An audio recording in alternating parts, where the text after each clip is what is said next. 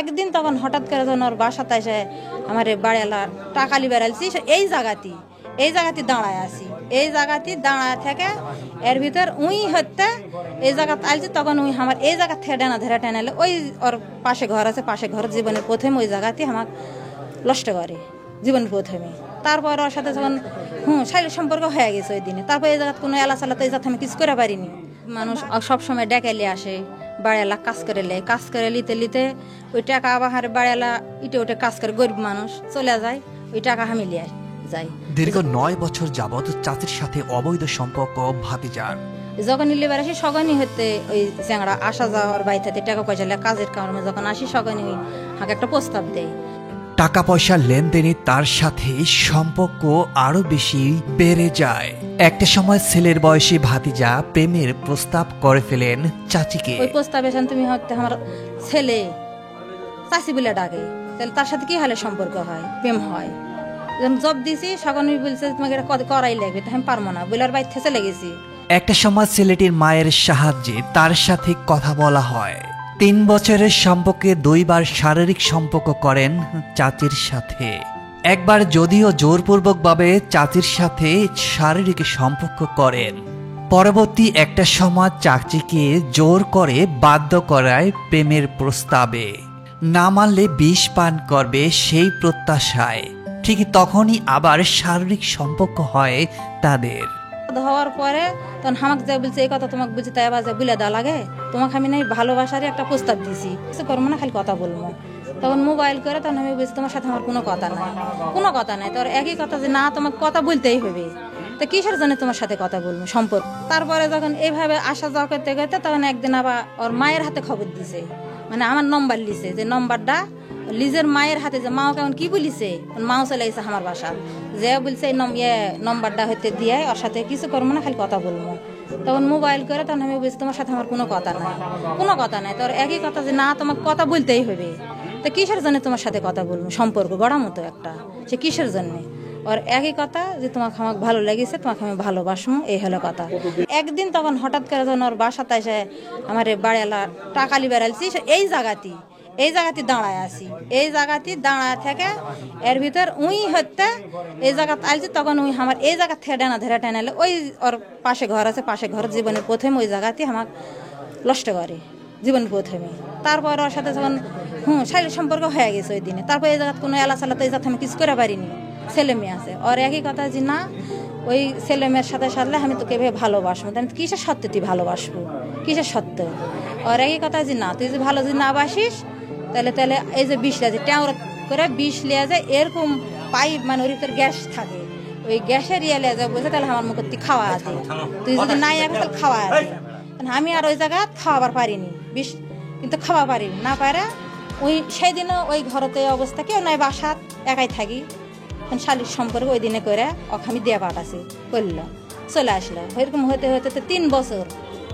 ওই 2 দিন করে আমি বাদ দিয়ে দিছি, তোর সাথে সম্পর্ক করা যাবে না, আমার সংসার আছে, স্বামী আছে, আর গেলে করে পারবো না বলে ঝাড়া জব দিছে। আর একই কথা যে না, কারণ বারবার যেবার যাবে সেতবার ওই বিষ লিয়া যায়, যতবার যাবে সেতবার বিষ লিয়া যায়। এই বিষের ওলা যখন দিল তখন আমি একটা প্রশ্ন করনু যে তুমি তো আমাকে এভাবে ভালোবাসছেন, কিসের সত্য, কিসের জন্য তুমি এরকম করবেন, আর সম্পর্কে তোমাকে মান সম্মান তো আছে, সব বলেছি। তারপর আর একই কথা যে না ভালো লেগেছে তোকে আমি একদিন বিয়া করবো। এই কোরআন শরীফ শপথ খেলে আর আমার কোনো ছেলের সাথে কথা বলবার দিবে না, কোনো কারোর সাথে কারো বাইর যাবার দিবে না, মানে ঘরের বউ যেভাবে থয় সে লাগান করে হক বাধ্য করে থয়। স্বামীর কাছে সুদ পেট দিবে না, স্বামীর কাছে উঠপেট দিবে না, এরকম ছেলেন মানে সব আর সেরকম করে এগুলান করার জন্য আজকে ওই বাসা তালছে। আর কালকে থেকে আমার কথা হয়নি, সকালে হয়েছে রাতে ফোন দিছে, স্বামী আছে লক করে থিছি। তারপরে সকালবেলা ফোন দিয়ে 2-3 কল দিছে, ধরে খালি বলছে জায়রাতুল্লাহ খান জায়রার আমার প্রয়োজন নাই, তুই আমার জীবনটা তুই ধ্বংস করলো, এই বলে অফ করে থুইছি। ওই বেলা 8:30টার দিকে বাইক চালাইছে, বাইতে এসে মাও পুষিছে, মাও মানে প্যান্ট খোলার সাথে সাথে মা কইছে মা বলছে কুটে যাতে তো নাজর কাছে, মানে নাজমা বলছে নাজর কাছে যাচ্ছি, এই বলিছে। এদিকে আমি জানি না বাইক পুষা গেছে, আমার কথা হয় সকালবেলার সাথে গেলা হয়েছে। এর ভিতর যায় ওই যে আমার দরজা লাগাতে পানি তুলে আমি গোসল করেছি। এই গোসল করতে ওই যায় ওই সিটকির ভিতরে 2 লোক, হয়তো বাইক গেলে বুঝা পারলেনি, ওই সিট কি এই লোকটা খুলতে বেটার বউ আছে আচ্ছা সওয়াল আছে কলো তো এই সওয়ালে দৌড়া দরজা চালছে যে কিসের জন্য তুমি দরজা খুঁজালছো তুমি হেঁটো তুমি কিসের জন্য দরজা খুলেছে নেবে দূর করে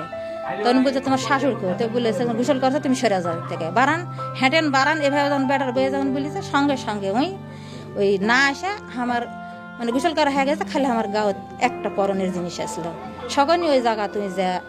আইটা ধরে ওটি হেঁচতে নেচতে করে এই জায়গাতে একটা কামড় মারিছে এটা নিয়ে একটা কামড় মারিছে পিছনে একটা ঘুষি মারিছে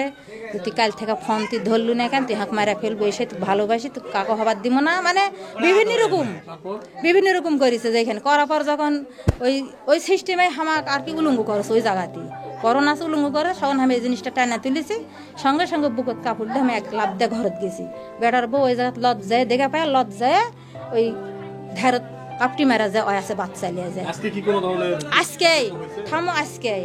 আজকেরই ঘটনা এটা তারপরে ঘরত গেছি সকালে ওটি জোর করে আমাকে আর পড়ানোর কোনো যেদিন পড়াবার দেয়নি সব ওটি এক এক করে দুইবার হয়েছে তুমি প্র্যাকটিক্যাল প্রমাণ জানলে আমি প্রমাণ দিতে আমি এখন ওই অবস্থায় আছি ওইভাবেই আছি দুইবারই ধর্ষণ করেছে আজকে আমার ঘরে এই জোর করে আমার বাড়িতে তারপরে এর মা এর চাচার কাছে ফোন দিছে তখন আমি বলেছি যখন বেড়ার বইয়ের সাক্ষাতে তুই যখন ভয় করলু না আমার ইজ্জত তেলে টানাটানি করলু ইজ্জত তো আমার ভাত হবে না তাহলে তুই আমাকে বিয়া কর এই মতে এই ঘরেতে কাজে লিয়ে এসে কালমা করে আমাকে তুই বিয়া করে লাম সব বাইর যাবো কি কুটে যাইলে যাবো তোর সাথে আমাকে লিয়ে আসো তখন আমি বলেছি যে না এখন লয় আমি পরে করবো আমাকে ঘর থেকে বের করে দাও তাহলে তুমি কাজের বাইর চলো তো না আমি এই মত লাই এখন আর বউ আমি বলছি তুমি সিটকি লাগিয়ে দাও চলে যাও আমার জীবন তো শেষ চলে গেছে আর আমার স্বামীও ভাত দিবে না আর ছেলেও তুলবে না এগুলো যখন হলো তখনই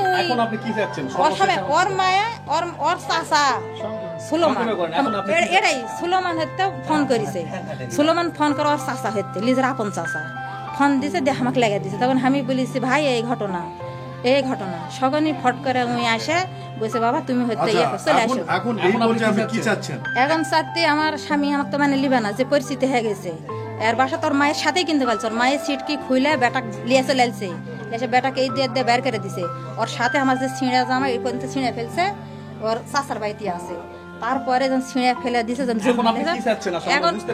পারছেন এখন চাচ্ছি যে উই হামাক বিয়া করার জন্য এলান করেছে উই এখন হামাক বিয়া করুক ওর সংসার করে আমি খামো এক নম্বর কথা আর যদি না খায় আমার স্বামী নেবেন আমার ইকুলুকুল দুকুল চলে যেতে এখন আর বিষ খেয়ে মরা ছাড়া